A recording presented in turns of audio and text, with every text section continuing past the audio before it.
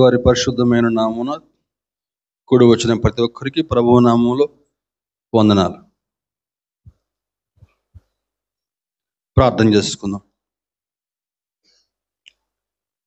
మహాపరిశుద్ధుడా, మహాగణుడా, సర్వోన్నతుడా, సర్వశక్తిమంతుడా, నీ పరిశుద్ధమైన పాదాలకి వేలాదిగా వందనములు, స్తుతులు, స్తోత్రం అర్పిస్తూ ఉన్నాను. నా ప్రభువా, ఈరోజు మా కొరకు సిద్ధపరచుకున్న వాక్య భాగం దేవా మేము ధ్యానించబోతుండగా వచ్చిన ప్రభు నీ బిడ్డలకి ఎటువంటి ఆత్మీయాహారం కావాలో దేవా నీ కృపలో ప్రభు దయచేయమని అడుగుచున్నాను తండ్రి. వాక్యం చెప్పాలని నిలబడ్డాను కానీ నా ప్రభు నేను అయోగ్యుణ్ణు, ఎన్నిక లేని వాడిని ప్రభు. నీ చిత్త మధ్య కొద్ది సమయం నీకు సులువ చాటున మరుగుపరిచి ఇక్కడున్న ప్రతి ఒక్క బిడ్డతో వ్యక్తిగతంగా మాట్లాడి మీరే స్తుతి ఘనత మహిమ పొందుడని మా ప్రభువును మా రక్షకుని ప్రియకుమారుడు యేసుక్రీస్తు వారి అతి శ్రేష్టమైన నామములో అడిగి వేడుకొనుచున్నాము తండ్రి, ఆమేన్.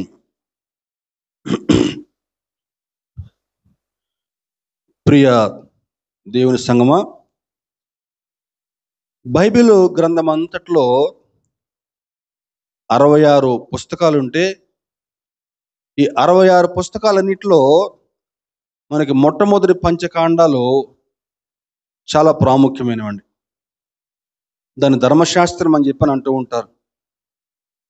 అయితే అందులోనూ ద్వితీయోపదేశ కాండము ఇంకా చాలా ప్రాముఖ్యమైనదన్నమాట. ఎందుకనంటే భక్తుడు మోషే గారు తన యొక్క చివరి దినాల్లో తన యొక్క వీడ్కోలు సందేశాన్ని ఇశ్రాయేలులకి అందించిన గ్రంథం ఆ ద్వితీయోపదేశ కాండం. దాని పేరేం పేరంటే ద్వితీయోపదేశ కాండము. అంటే ద్వితీయ ఉపదేశ కాండం. ద్వితీయ అని చెప్పానంటే రెండవసారి ఉపదేశించిన కాండం అన్నమాట. ద్వితీయ ఉపదేశ కాండం అంటే నిర్గమకాండంలో, సంఖ్యాకాండంలో ఏవైతే ప్రభువు ఏమైతే చెప్పినటువంటి విషయాలు ఉన్నాయో ఆ విషయాలే మోషే తిరిగి మరలా ఎత్తి చూపుతూ ఇశ్రాయేలులకి వివరిస్తూ ఉన్నాడు. ఎందుకని ఆ విధంగా మరలా వివరించవలసి వచ్చిందని చెప్పానంటే గమనించండి, ఐగుప్తు నుంచి బయలుదేరినటువంటి ఇశ్రాయేలీల్లో ఎక్కువ భాగం అంటే 20 ఏళ్ళకి పైబడిన వారు దాదాపుగా అందరు కూడా ఆ 40 ఏళ్లలో అరణ్యంలోనే రాలిపోయారండి. వారి యొక్క అవిధేయతను బట్టి, వారి యొక్క అవిశ్వాసాన్ని బట్టి అందరూ కూడా అరణ్యంలోనే చనిపోయారు.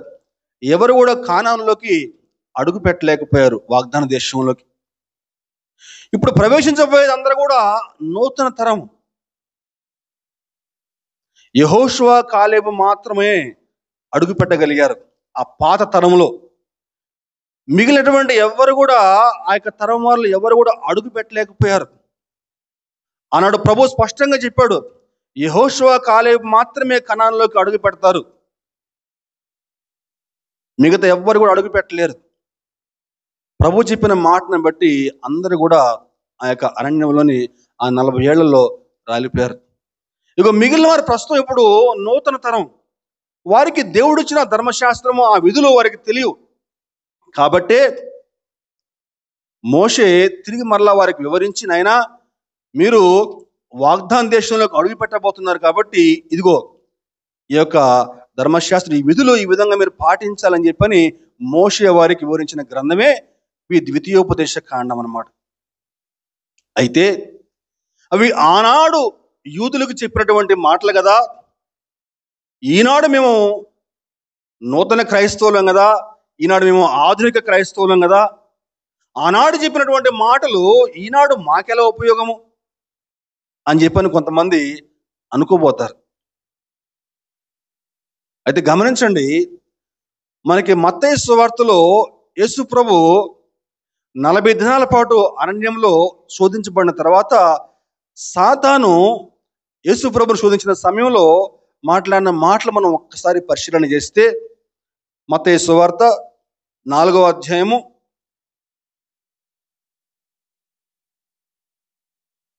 మత్తయి సువార్త 4వ అధ్యాయము 4వ వచనంలో ఏమంటాడని చెప్పానంటే, నీవు దేవుని కుమారుడు అయితే ఈ రాళ్ళు రొట్టెలగునట్లు ఆజ్ఞాపించు. నీకు బాగా ఆకలి అవుతుంది కదా, నువ్వు దేవుని కుమారుడు అయితే ఈ రాళ్ళు రొట్టెలగునట్లు చేసుకుని తినేసేయి, ఆజ్ఞాపించు, నువ్వు దేవుని కుమారుడు కదా అని చెప్పని సాతాను శోధిస్తూ ఉంటే, అప్పుడు ప్రభు ఏమంటాడని చెప్పానంటే, మనుషుడు రొట్టె వలన మాత్రము కాదు కానీ దేవుని నోట నుండి వచ్చే ప్రతి మాట వలన జీవించును. హల్లెలూయా.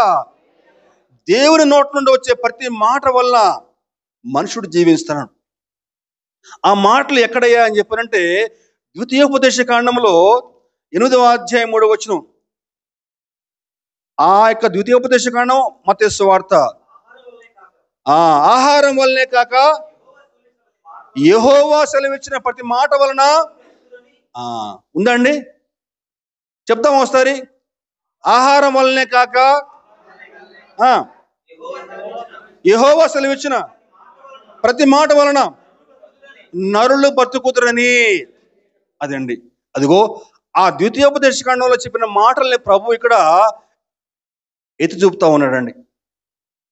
అలాగే మనకి మరొక మాట కూడా చూసినట్లయితే, అంతటా అపవాది పరిశుద్ధ పట్టణమునకు ఆయనను తీసుకుని పోయి దేవాలయ శిఖరమున నిలబెట్టి, నీవు దేవుని కుమారుడు అయితే కిందకు దూకు, ఆయన నిన్ను గూర్చి తన దూతలకు ఆజ్ఞాపించును, నీ పాదం ఎప్పుడైనా రాతికి తగలకుండా వారు నిన్ను చేతులతో ఎత్తుకుందురు అని చెప్పినప్పుడు ప్రభువు ఆ అపవాదికి జవాబు ఏమిస్తున్నాడంటే, ద్వితీయోపదేశ కాండం 6వ అధ్యాయం 16వ వచనం చూసినట్లయితే,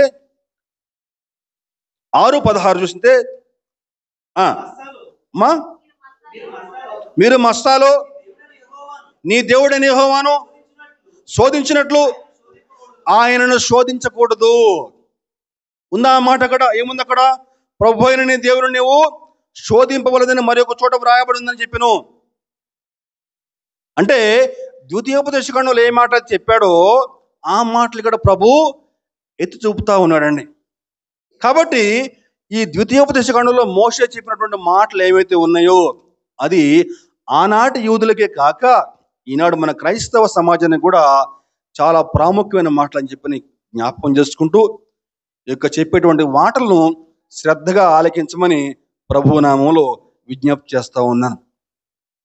ఈరోజు మన యొక్క వాక్యాంశం ఏంటని చెప్పానంటే, విశ్వాసి కలిగి ఉండవలసినటువంటి 3 చూపులు.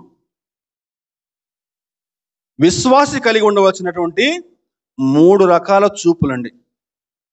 ఎటువంటి చూపులు కలిగి ఉండాలో మోషే ఈ ద్వితీయోపదేశ కాండంలో వివరించే ప్రయత్నం చేస్తూ ఉన్నాడు. ఈ యొక్క పుస్తకం అంతా కూడా 34 అధ్యాయాలు వివరించబడ్డాయండి. 33 అధ్యాయాలు మొత్తం కూడా విధులు చెప్తే 34వ అధ్యాయము మోషే యొక్క మరణం గురించి వివరించబడింది. ఈ 33 అధ్యాయాలు కనుక మనం జాగ్రత్తగా అధ్యయనం చేస్తే ఒక విశ్వాసి ఎటువంటి చూపులు కలిగి ఉండాలి? ఒక 3 రకాల చూపులు కలిగి ఉండాలి. బైబిల్ గ్రంథంలో చాలా చూపులు ఉన్నాయండి. వెలుచూపు, ఇంకా విషపు చూపు, ఇలా చాలా రకాల చూపులు ఉన్నాయండి. అయితే ఈరోజు విశ్వాసులుగా జీవిస్తున్న మనము ఒక 3 రకాల చూపులు కలిగి ఉండాలని చెప్పని మోషే గారు చెప్తా ఉన్నారు.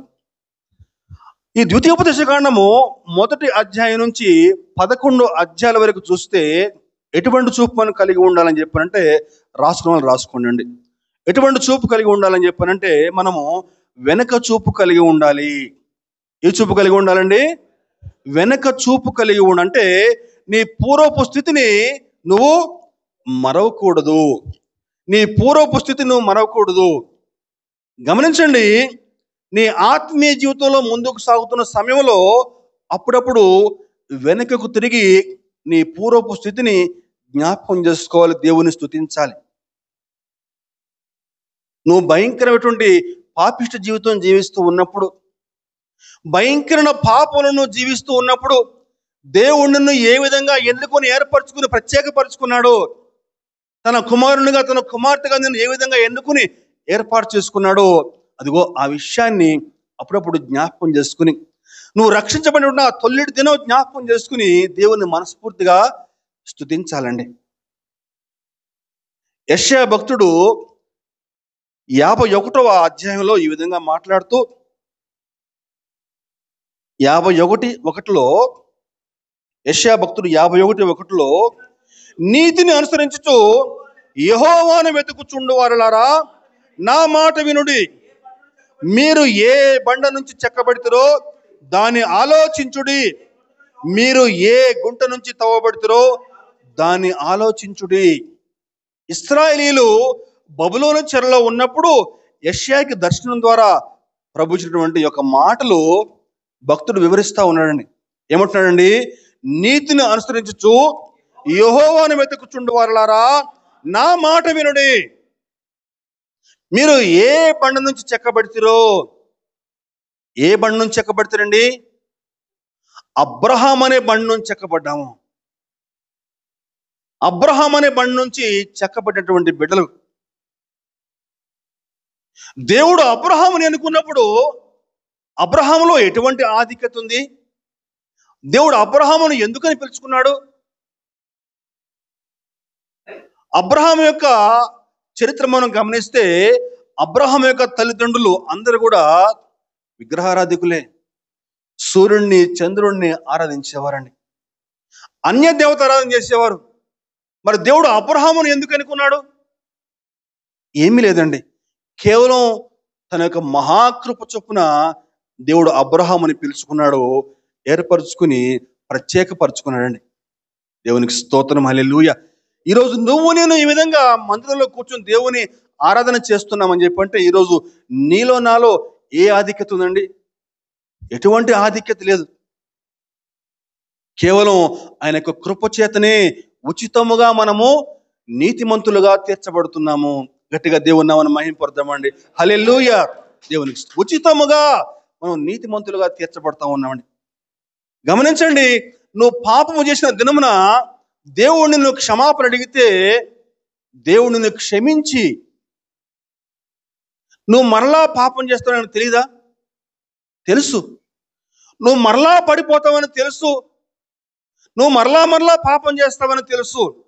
అయినా సరే తనకు విస్తారమైన కనికరం చొప్పున నీ పాపాలు క్షమించాడు కాబట్టి ఈరోజు నీ విధంగా సజీవ లెక్కలో ఉండగలిగావు.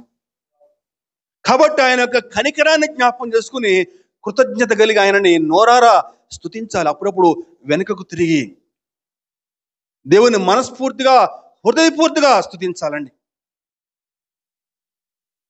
నీ పూర్వపు స్థితిని నువ్వు మరవకూడదు. నువ్వు కష్టకాలంలో ప్రయాణం చేస్తూ ఉన్నప్పుడు, దేవునికి సహాయం అడిగినప్పుడు దేవుడు ఏ విధంగా నీకు సహాయం చేశాడో, ఎన్ని శ్రమల్లో ఉన్నప్పుడు దేవుని నువ్వు ప్రార్థన చేస్తే దేవుడు నీకు సహాయం చేశాడో, అదిగో ఆ యొక్క సంఘటనలు జ్ఞాపకం చేసుకుంటూ దేవుని హృదయపూర్తిగా స్తుతించు. అందుకే దావీదు ఏమంటాడు? నా ప్రాణమా నీ దేవుడైన యెహోవాను సనుతించు, ఆయన చేసిన ఉపకారాలలో దేనిని మరొకము. నా జీవితంలో దేవుడు ఎన్నోసార్లు నా ప్రార్థన ఆలకించాడు. కష్టకాలంలో ప్రయాణం చేస్తున్నప్పుడు, ఎన్నో ఇరుకు ఇబ్బందులు గుండా ప్రయాణం చేస్తున్నప్పుడు దేవుడు నన్ను ఏ విధంగా ఆదరించాడో అప్పుడప్పుడు మోకరిల్లి ఆ సంఘటనలన్నీ కూడా జ్ఞాపకం చేసుకుని హృదయపూర్తిగా దేవుణ్ణి స్తుతిస్తూ ఉంటాను. ఆ విధంగా ప్రతి ఒక్కరు కూడా మన యొక్క పూర్వపు స్థితి జ్ఞాపకం చేసుకుని దేవుణ్ణి హృదయపూర్తిగా స్తుతించాలండి. ఇదిగో ఈ ద్వితీయోపదేశ కాండంలో 1వ అధ్యాయం నుంచి 11వ అధ్యాయాల వరకు దేవుడు చేసిన మేళ్లు, ఐగుప్తు నుంచి ఇశ్రాయేలుని ఏ విధంగా దేవుడు విడిపించాడో, ఎన్ని శ్రమల గుండా వారిని నడిపించాడో, ఎన్ని ఇరుకుల గుండా వారిని తప్పించాడో, ఎన్ని గొప్ప అద్భుతములు చేసి రాత్రిపూట అగ్నిస్తంభం వలె, పగటిపూట మేఘస్తంభం వలె వారి ముందు నడుస్తూ వారిని ఏ విధంగా క్షేమకరంగా నడిపించాడో అవన్నీ కూడా వారికి వివరిస్తూ దేవుడు మీకు చేసిన మేలను మీరు జ్ఞాపకం చేసుకోండి అని చెప్పని వివరించే ప్రయత్నం చేస్తా ఉన్నాడు. మొట్టమొదటిగా వెనక చూపు కలిగి ఉండాలి. అయితే మనం క్రొత్త నిబంధనకు వస్తే అక్కడ ఒక భక్తుడు చెప్తున్నాడు, నువ్వు వెనక్కి చూడవద్దురా బాబు అని చెప్తున్నాడు. మొట్టమొదటిగా ఏముంది వాక్యము? వెనక చూపు కలిగి ఉండాలని చెప్తే అక్కడ ఒక భక్తుడు ఏమంటున్నాడని చెప్పారంటే, నువ్వు వెనక్కి చూడొద్దు అని చెప్తున్నాడు. మరి ఇప్పుడు వెనక్కి చూడాలా వద్దా? ఏ భక్తుడు చెప్తున్నాడు వెనక్కి చూడొద్దు అని చెప్పని? పౌలు గారు చెప్తున్నాడండి. చూద్దాం ఒకసారి పౌలు గారు చెప్పిన మాటలు జ్ఞాపకం చేసుకుందాం. ఫిలిప్పీ పత్రిక 3వ అధ్యాయము 13వ వచనంలో, ఫిలిప్పీ 3:13, సహోదరులారా నేను ఇదివరకే పట్టుకొని ఉన్నానని తలంచుకును, అయితే ఒకటి చేయుచున్నాను, వెనక ఉన్నవి మరిచి ముందున్న వాటి కొరకే వేగిరపడుచు. చాలండి. సహోదరులారా నేను ఇదివరకే పట్టుకొని ఉన్నానని తలంచుకును, అయితే ఒకటి చేయుచున్నాను. ఏం చేయాలట? వెనక ఉన్నవి మరిచి.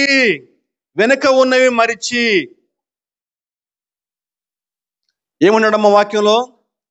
వెనక చూపు కలిగి ఉండాలని చెప్పని అక్కడ వాక్యం చెప్తా ఉంటే, ఇక్కడ భక్తుడు పౌలు గారు చెప్తున్నాను చెప్పానంటే, నువ్వు వెనక ఉన్న వాటిని మర్చిపోవాలని చెప్తున్నానండి. వేటిని మర్చిపోవాలమ్మా? గమనించాలండి. ఆత్మీయ జీవితంలో మనం వెనుతిరిగి చూడకూడని సందర్భం ఒకటి ఉందండి. అదేంటని చెప్పంటే, నిరుత్సాహంతో వెనక్కి తిరిగి చూడకూడదు. గమనించాలండి. నిరుత్సాహం కలిగి వెనుతిరిగి చూడకూడదు.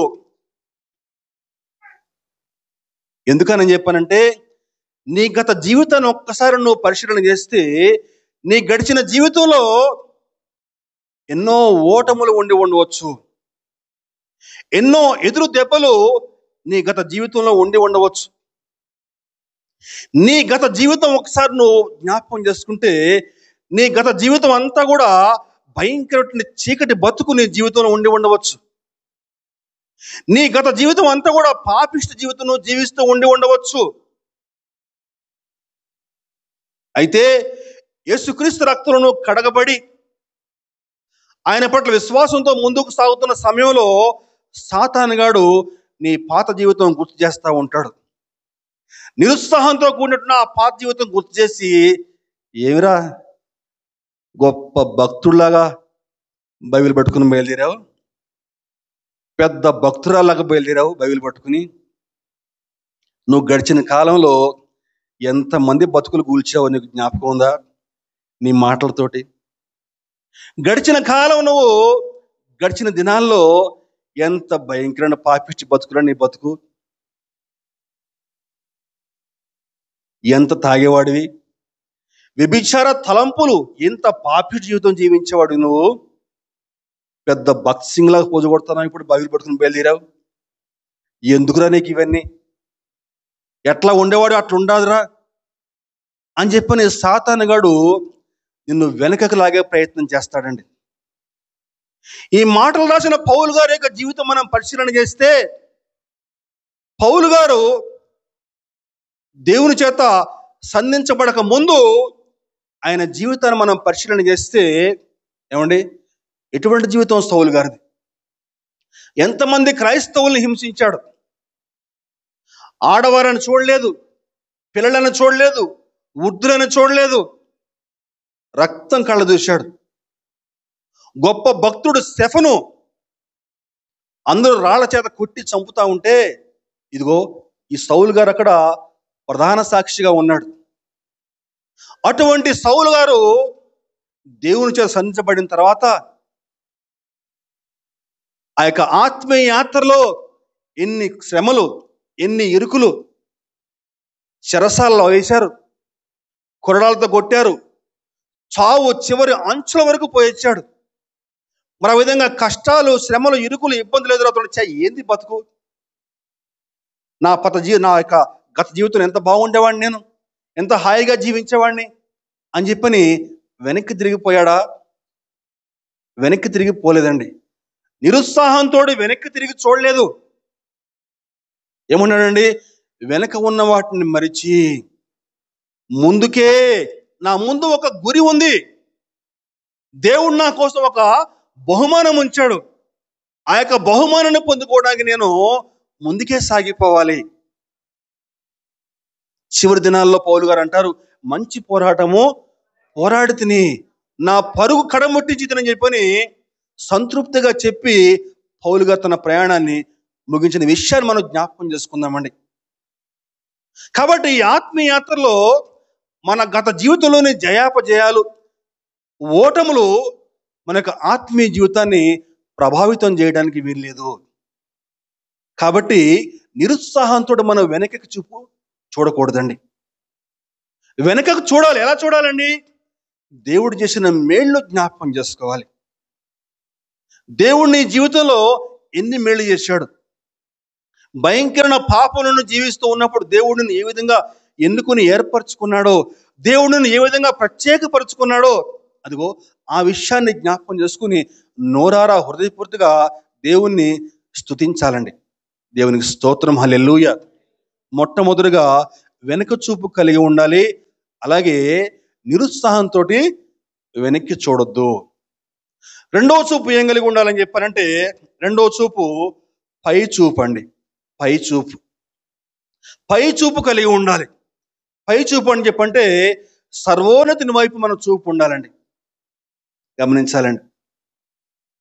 అయితే మానవులుగా జీవిస్తున్న మనము ఈ లోకంలో ఎటువంటి చూపు కలిగి ఉంటామని చెప్పంటే, మనం పైకి చూడకుండా మన పక్కింటోడి వైపు, ఎదురింటి వాడి వైపు చూస్తూ ఉంటాం అన్నమాట.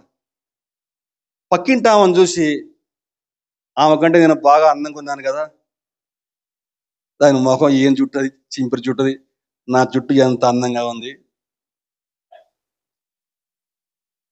ఏమండి, వాడు ఎంతకాలం వచ్చి హైదరాబాద్ వచ్చి ఇంతకాలం అయింది, ఒక ఇల్లు కూడా కొనుక్కోలేకపోయాడు.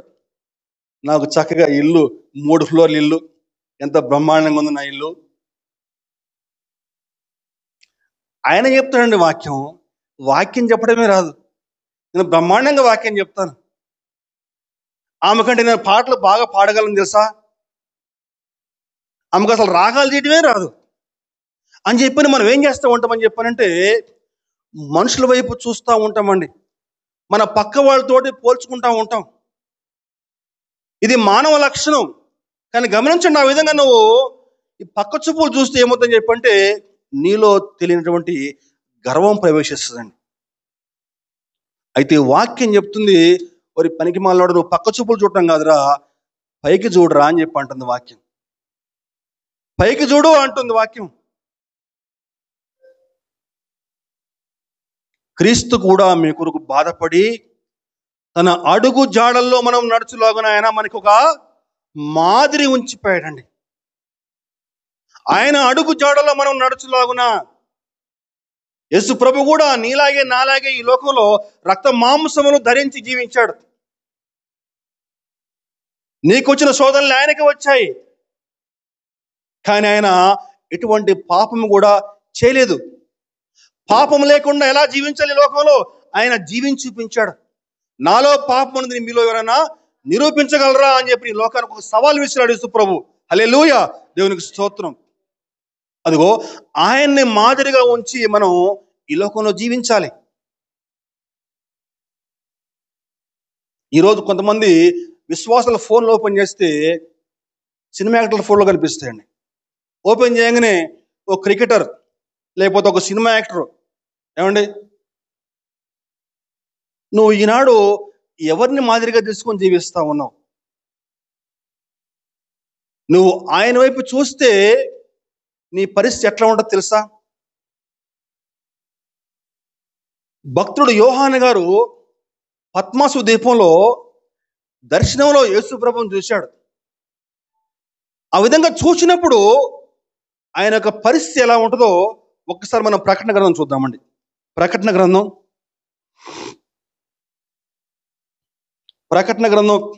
1వ అధ్యాయము 16-17 వచనాలు మనం చూడగలిగితే, యోహాను గారు దర్శనంలో ప్రభువుని చూసినప్పుడు ఆయన పరిస్థితి ఎలా ఉందో చూడండి. ఆయన తన కుడి చేత 7 నక్షత్రములు పట్టుకుని ఉండిను. ఆయన నోట నుండి 2 అంచులు గల వాడి అయిన ఖడ్గం ఒకటి బయలు వెడలుచుండెను. ఆయన ముఖము మహా తేజస్సుతో ప్రకాశించున్న సూర్యుని వలె ఉండెను. నేను ఆయన చూడగానే చచ్చిన వాని వలె ఆయన పాదముల యొద్ద పడి తిని. హల్లెలూయా, దేవునికి స్తోత్రం. యేసు ప్రభు ముఖం ఎలా ఉన్నారు? దగ మెరిసిపోతా ఉంటే ఆయన ముఖం చూడగానే యోహాను గారి యొక్క పరిస్థితి ఎలా ఉందండి? ఎలా ఉందమ్మా? ముఖం నేల కానుకుందండి. ముఖం పోయి ఎక్కడుంది? మట్టిలో ఉంది ముఖం పోయి. ఇంతకీ ఎవరండి యోహాను గారు అని చెప్పారంటే, యేసుక్రీస్తు యొక్క రొమ్మున అనుకున్న శిష్యుడు, యేసు ప్రభు అధికంగా ప్రేమించిన శిష్యుడు.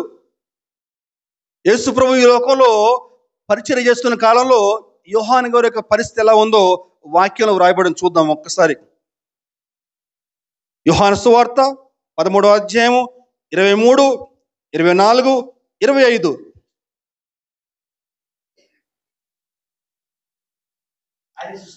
ఆయన శిష్యులలో యేసు ప్రేమించిన ఒకడు యేసు రొమ్మున ఆనుకొని చుండెను కనుక ఎవరిని గూర్చి ఆయన చెప్పినో అది తమకు చెప్పమని సీమోను పేతురు అతనికి సైగ చేసెను.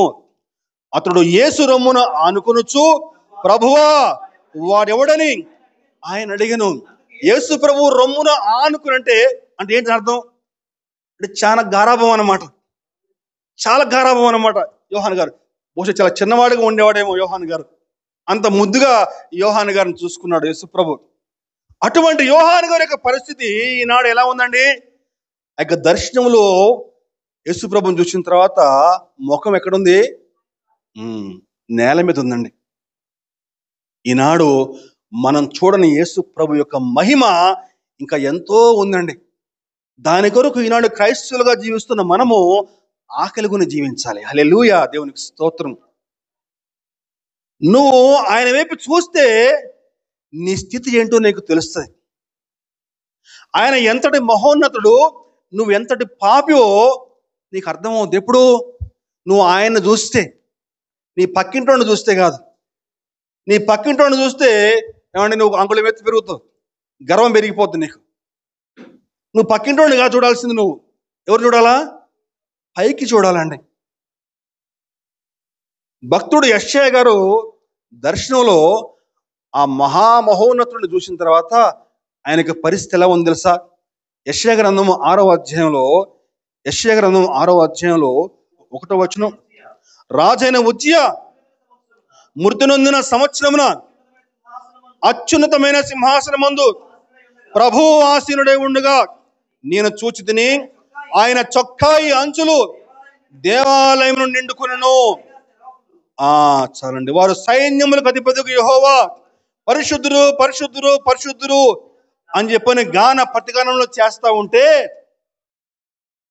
అది చూసిన యెషయా భక్తుడు మాట్లాడుతూ, అయ్యో నేను అపవిత్రమైన పెదవులు గలవాణ్ణి, ఇంకా నేను నశించితిని, రాజులను సైన్యములకు అధిపతికి యెహోవాను నేను కనులారా చూచితిని అని చెప్పి అనుకున్నాడంటండి. ఆ ప్రభువుని దర్శనంలో చూసినటువంటి యెషయా తన యొక్క స్థితి ఏంటో యెషయా గ్రహించగలిగాడండి. ఈరోజు నువ్వు ఆ ప్రభువుని చూసేటువంటి అనుభవం కలిగి ఉంటే నీ స్థితి ఏంటో నీకు తెలుస్తుందండి. యోహాను భక్తుడు ఆ ప్రభువుని చూసిన తర్వాత తన యొక్క ముఖం నేలపై ఉంది. భక్తుడు యెషయా తన యొక్క స్థితి ఏంటో తను ఎంత పాపో గ్రహించగలిగాడండి. అయితే ఆ విధంగా వారు తమను తాము తగ్గించుకున్న తర్వాత దేవుడు వారిని ఏ విధంగా హెచ్చించాడని చెప్పానంటే, భక్తుడు యోహాను గారిని, కింద పడ్డ యోహాను గారిని పైకి లేపిన ప్రభు భవిష్యత్తులో తాను చేయబోయే కార్యాలన్నీ కూడా యోహాను గారికి వివరించి ప్రకటన గ్రంథం రాయించాడండి. దేవునికి స్తోత్రం, హల్లెలూయా. తాను అపవిత్రుడని చెప్పుకున్నటువంటి యెషయా భక్తుడి చేత మినీ బైబిల్గా మనం పిలిచేటువంటి యెషయా గ్రంథాన్ని రాయించాడు ప్రభు. ఈరోజు క్రైస్తవులుగా విశ్వాసులుగా జీవిస్తున్న మనము అటువంటి పైచూపు కలిగి ఆ విధంగా ప్రభువును చూసే అనుభవం కలిగి ఉంటే నీ స్థితి ఏంటో నువ్వు తెలుసుకుని నిన్ను నువ్వు తగ్గించుకుంటావు. ఆ విధంగా నువ్వు తగ్గించుకుంటే ప్రభువు నిన్ను పైకి లేపి తగిన రీతిలో హెచ్చించి అద్భుతంగా వాడుకుంటాడండి. దేవునికి స్తోత్రం, హల్లెలూయా. పై చూపు కలిగి ఉండాలండి. మొట్టమొదటిగా వెనుక చూపు కలిగి ఉండాలి. రెండవదిగా పై చూపు కలిగి ఉండాలి. మూడవ చూపు ఏంటని చెప్పంటే ముందు చూపు కలిగి ఉండాలి. ముందు చూపు అని చెప్పంటే విశ్వాసపు చూపు అండి. విశ్వాసపు చూపు కలిగి ఉండాలండి. విశ్వాసంతో చూచుట. ఈనాడు లోకం ఉన్నటువంటి అనేక మంది క్రీస్తుని సొంత రక్షకునిగా అంగీకరించిన వారు భవిష్యత్తు పట్ల ఒక రకమైన ఆందోళనతో భయంతో జీవిస్తారు. కానీ యేసుక్రీస్తుని సొంత రక్షకునిగా అంగీకరించుకున్న మనము ఈనాడు మనకు ఒక గొప్ప విశ్వాసము, ఒక నిరీక్ష కలిగి మనం జీవిస్తూ ఉంటామండి. ఈరోజు క్రైస్తవుల యొక్క నిరీక్ష ఏంటి తెలుసా?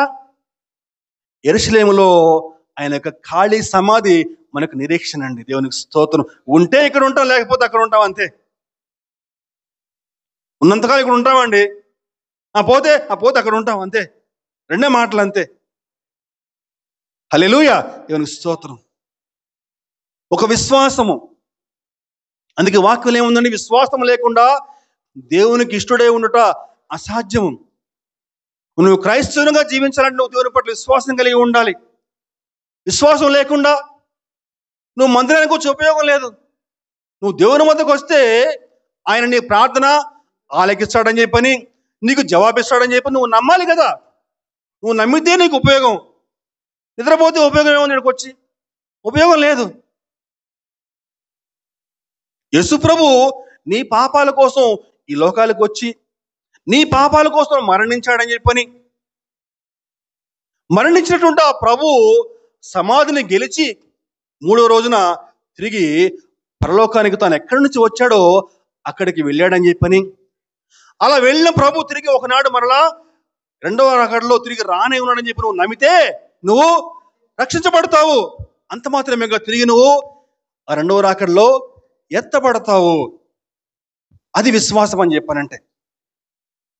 ఈనాడు మనం ఎటువంటి విశ్వాసం కలిగి ఉన్నామండి? నువ్వు విశ్వాసం కలిగి ఉంటే నువ్వు అద్భుతాలు కళ్ళారా చూస్తావు. నువ్వు ఊహించిన అద్భుతం కళ్ళారా చూస్తావండి. బైబిల్లో యోనాతాను అనే ఒక గొప్ప భక్తుడు ఉన్నాడు, గొప్ప శూరుడు. ఎవరండి యోనాతాను? సౌలు కుమారుడు యోనాతాను. దావీదు యొక్క ప్రియ స్నేహితుడు యోనాతాను. అయితే సౌలు కాలంలో ఫిలిస్తీన్లు ఎప్పుడు కూడా వారి పైకి దాడి చేస్తూ ఉండేవాళ్ళు.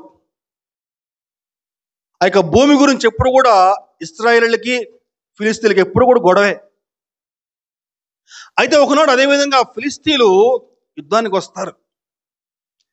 యుద్ధానికి వస్తూ వారు ఏం చేస్తారని చెప్పానంటే, ఇజ్రాయేల్లో ఎక్కడ కూడా ఆ సైనికులకి ఆయుధాలు లేకుండా చేస్తారు. వాళ్ళు ఆయుధాలు తయారు చేసుకోకుండా కమ్మరి వారా వాళ్ళు లేకుండా చేస్తారండి. ఆయుధాలు తయారు చేయకుండా ఉండాలని చెప్పి, ఆయుధాలు లేకుండా ఉండాలని చెప్పని వాళ్ళందరినీ కూడా పక్క తప్పించేస్తారు.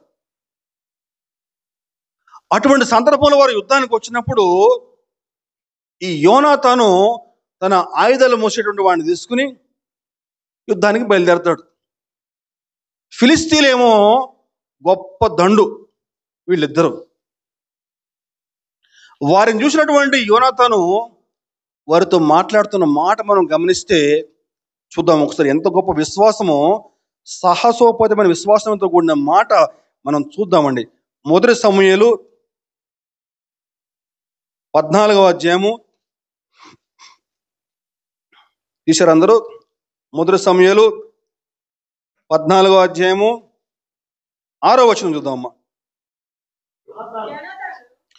యోనాతాను, ఈ సున్నతి లేని వారి దండు కాపరుల మీదకి పోదుము రమ్ము, యెహోవా మన కార్యమును కొనసాగించునేమో, యెహోవా మన కార్యమును సాగించునేమో, అనేకుల చేతనైనను కొద్ది మంది చేతనైనను రక్షించుటకు యెహోవాకు అడ్డమా అని తన ఆయుధములు మోయవానితో చెప్పగా.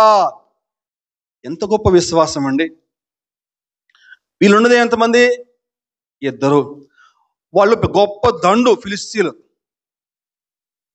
ఫిలిస్తీయ సర్దార్లు అంటారు కదా, అది ఆనాటికి కాదు ఈనాటికి కూడా పెద్ద కంటగింపు ఉన్నారు ఇశ్రాయేలుకి.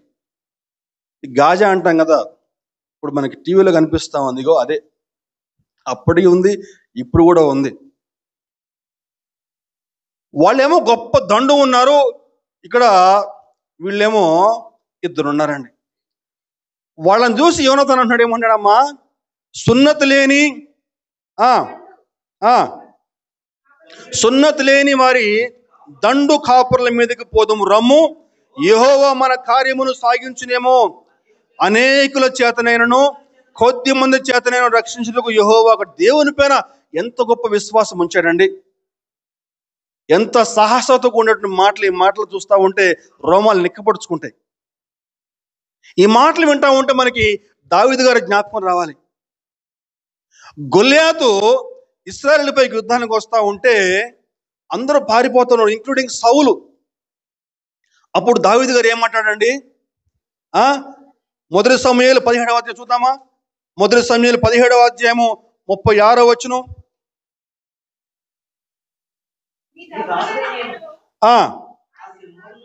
ఆ సింహమును ఎలుగుబంటిని చంపితేనే జీవము గల దేవుని సైన్యములను తిరస్కరించిన ఈ సున్నతి లేని ఫిలిస్తీయుడు వాటిలో ఒకదాని వలె అగుననియు. సున్నతి లేని ఫిలిస్తీయుడు అని చెప్పి అంటున్నాడండి. అందుకే ఆమోసు ఇద్దరి ఆలోచనలు కూడా ఒకటే కాబట్టి ఇద్దరు కూడా విడదీరైనటువంటి బంధం, మంచి స్నేహితులయ్యారు యోనాతాను దావీదు. ఆ రోజు యోనాతాను విశ్వాసంతో వారిపై యుద్ధానికి వెళ్ళాడు. యోనాతాను తన ఆయుధాలు మోసేవాడు. యుద్ధానికి వెళ్ళి యుద్ధం చేస్తే ఇద్దరు కలిసి 20 మందిని చంపేశారండి. 20 మంది 20 మంది కూలిపోయారు అంతే. ప్రభువు వారికి విశ్వాసానికి ముగ్ధురైపోయాడేమో బహుశా. ఏమని తెలుసండి, ఒక పెద్ద భూకంపం వచ్చేసింది అక్కడ. ఆ ఫిలిస్తీన్ల దండలో ఒక గొప్ప కలవరం, అందరూ చెల్లచెదురైపోయారటండి. చూద్దాం వాక్యంలో ఒకసారి. మొదటి సమూయేలు 14వ అధ్యాయము 15-16 వచనం చూద్దాం. దండులోను పొలములోను జనులందరిలో మహాభయకంపము కలిగెను.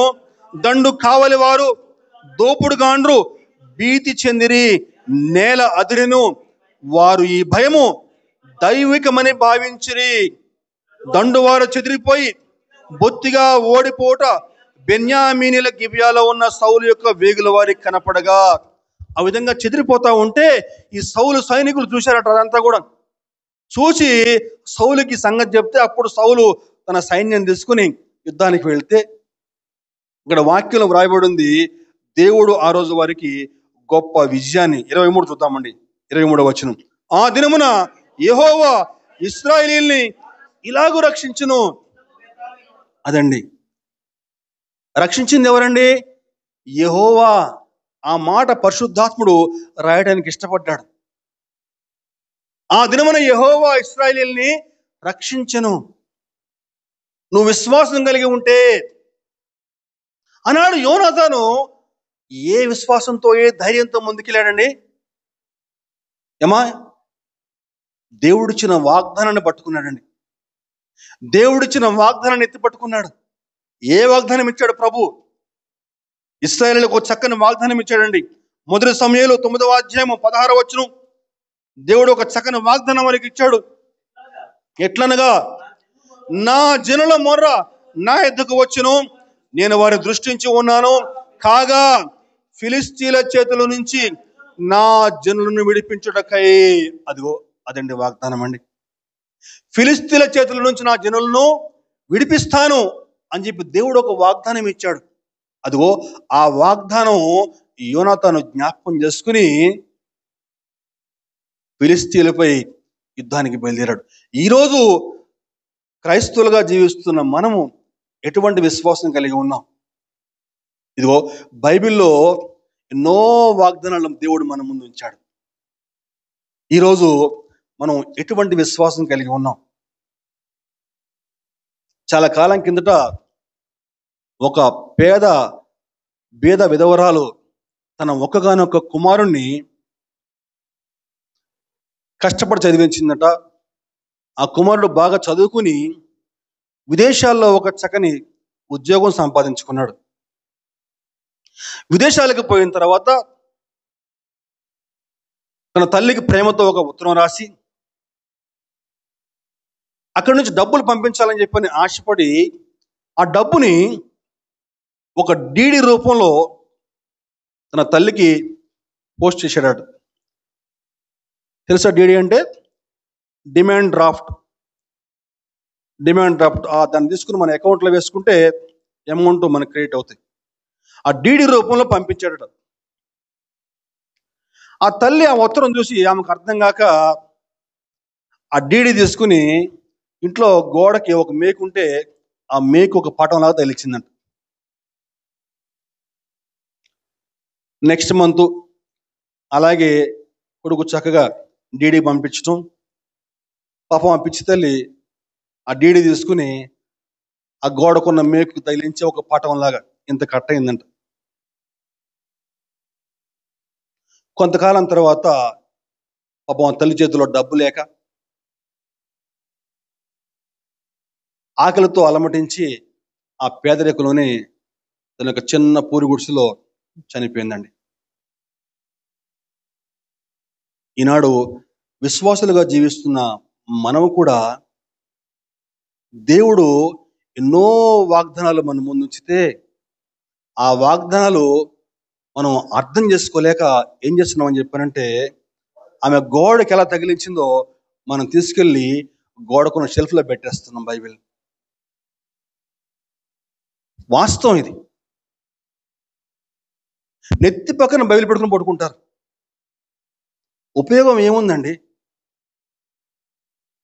ఆదివారం మందిరానికి వచ్చామా, మళ్ళీ ఇంటికి వెళ్ళగానే మళ్ళీ షెల్ఫ్లోకి బైబిల్ అంతే. ఒక భక్తుడు చెప్తాడు, బైబిల్ గ్రంథం అంతట్లో 8,000కు పైగా వాగ్దానాలు దేవుడు వ్రాసి ఉంచాడండి. దేవునికి స్తోత్రం, హల్లెలూయా. నీ ప్రతి స్థితికి తగినట్టు వాగ్దానం అందులో ఉంది. భయపడుతున్నావా? ఒంటరితనమా? దుఃఖమా? ఆవేదన? ఆర్థిక ఇబ్బందుల? అనారోగ్యమా? నీ ప్రతి సమస్యకి ఇందులో వాగ్దానం ఉంది. ఆ వాగ్దానం ఎత్తిపట్టి ప్రార్థన చేస్తే దేవుడు తప్పకుండా నీ ప్రార్థన ఆలకిస్తాడు. హల్లెలూయా, దేవునికి స్తోత్రం. కానీ ఈరోజు ఆ వాగ్దానం సరిగా అర్థం చేసుకోలేక తీసుకెళ్ళి చంకలో పెట్టుకుని ఇంటికి వెళ్ళి ఆ షెల్ఫ్లో పడేస్తా ఉన్నారు. వాస్తవం. ఆనాడు యోనాతాను దేవుని పైన విశ్వాసం ఉంచి యుద్ధానికి బయలుదేరితే సౌలు మహారాజు ఏం చేస్తున్నాడో చూద్దాం ఒకసారి. ఇగో ఆనాడు సౌలు ఎలా చేశాడో ఈరోజు మనం కూడా అలాగే చేస్తా ఉన్నాం. చూద్దాం ఒకసారి. మొదటి సమూయేలు 14వ అధ్యాయము 18వ వచనం చూస్తే,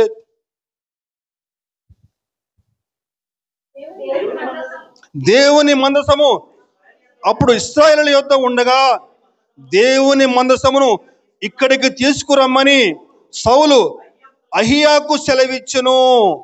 అదండి. ఈ యోనాతాను అక్కడ ఇద్దరే వెళ్ళి యుద్ధం చేస్తా ఉంటే సౌలు ఏమన్నాడండి, అరే దేవుని మందసం ఏడుందిరా, పట్టణాన్ని పోయేదాన్ని, ఆ మందసం పడుకుని మనం యుద్ధానికి వెళ్ళిపోదాం అని చెప్పని సౌలు పిలుస్తూ ఉన్నాడండి. బైబిల్ని చేతిలో ఉండటం వల్ల ఉపయోగం ఏమి లేదమ్మా. ఉదాహరణ చదివితే అర్థం చేసుకుంటే అదిగో అప్పుడు ఉపయోగం. మందసం పక్కన ఉండే ఏం ఉపయోగం? ఏలీ కాలంలో అట్లనే ఇశ్రాయేలీయులు ఏం చేశారండి, మందసం పడుకు యుద్ధానికి పోయారు. ఏమైంది? చిత్తుగా ఓడిపోయారు. ఏలీ కుమారు ఇద్దరు కూడా చచ్చిపోయారు. ఏలీ మందసం ఎత్తుకుపోయారు. నువ్వు మందసం నీ చేతిలో, మందసం ఉండటం వల్ల ఉపయోగం. మందసం కరెక్టే ఉండాలి, బైబిల్ ఉండాలి, కానీ దాన్ని ఏం చేయాలి? చదవాలి. ప్రతిరోజు కూడా ఒక అధ్యాయం, ఉదయం సాయంకాలం ఒక అధ్యాయం. ప్రతిరోజు కూడా నీకు అర్థం కాకపోతే దైవజనుని అడగొచ్చు, నేను చదివాను. ఇలా ఉంది వాక్యం, నాకు అర్థం కావట్లేదు, దీని జవాబు ఏంటి, ఈ సమస్య ఏంటి అని చెప్తే దైవజనుడు మీకు అర్థమయ్యేలాగా వివరించి చెప్తాడు. ప్రతిరోజు కూడా ఒక వాక్యం పంపిస్తాను, నేటి ప్రభువు మాటను ఒక వాక్యం పంపిస్తూ ఉన్నాను. నాకు అందులో ఉంటుంది చదివింది ఎవరు చదవంది ఎవరు అని తెలుస్తుంది. అందులో కొంతమంది చూస్తే వారాధారపడి చదవరు, అన్రీడ్ అని ఉంటుంది కొంతమంది పేర్లు. నేను పేర్లు చెప్పనులే కానీ ఉపయోగం లేదు. ఎందుకండి? ఒక వాక్యం చదివి ఏ వాక్యం పంపించాము ఒక్కసారి బైబిల్ తీసి ఆ యొక్క వాక్యం అధ్యాయం మొదటి నుంచి చివరి వరకు చదువుకుంటే అది ఎంత ఆశీర్వాదం. అది విశ్వాసం కలిగి నిరీక్షణ కలిగి ఆయన పైన విశ్వాసంతో ప్రార్థన చేస్తే నీ ప్రతి సమస్య కూడా దేవుడు చక్కని జవాబిస్తాడండి. ఇదిగో ఈ ద్వితీయోపదేశ కాండంలో చిట్ట చివరి 32, 33 అధ్యాయాలు మనం చూస్తే 32, 33 మనం చూడగలిగితే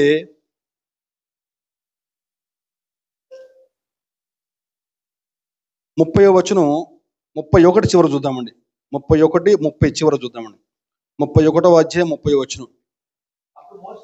అప్పుడు మోషే ఇశ్రాయేలీల సర్వ సమాజం యొక్క వినికిడిలో ఈ కీర్తన మాటలు శాంతముగా పలికెను.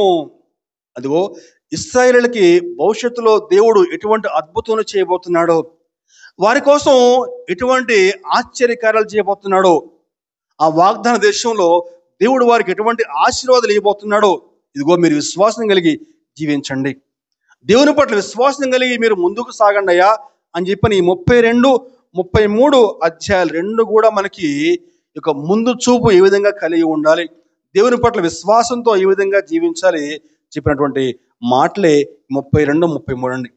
మొదటి అధ్యాయం నుంచి 11 అధ్యాయాలు మనకి వెనుక చూపు గురించి వివరిస్తే 12 నుంచి 31 అధ్యాయాలు మనకి పైచూపు, ఏ విధంగా పైచూపు కలిగి ఉండాలి అని వివరించాడు.